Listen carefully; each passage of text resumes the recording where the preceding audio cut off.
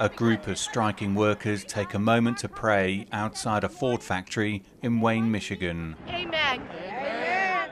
The strike by the United Auto Workers, the UAW, against the so-called Big Three automakers, Ford, General Motors and Stellantis, has now entered its second month.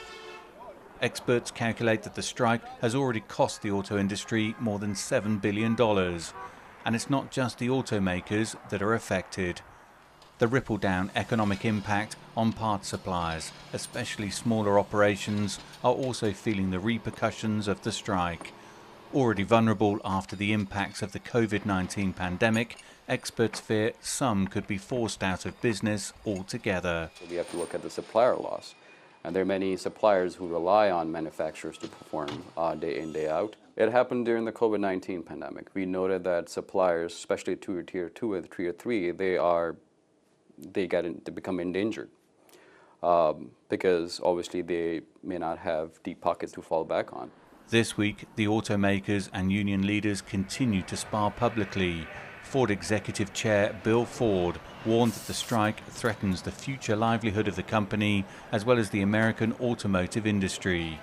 In reply, the UAW said if Ford wants to be an all-American company, it can pay all-American wages and benefits. We fight, we win! For the workers on the front line of this strike, the impact has already been significant. The money they received during the strike, some $500 is way below their regular wage. Despite that, there is a determination among many here to see this through. We're going to fight up until the end.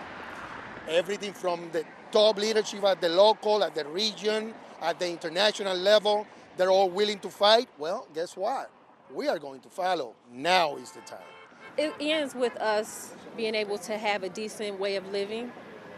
You know, inflation is very high right now, cost of living, we don't have that, so we're struggling with paying our bills, taking care of families, to sacrifice today for a better tomorrow.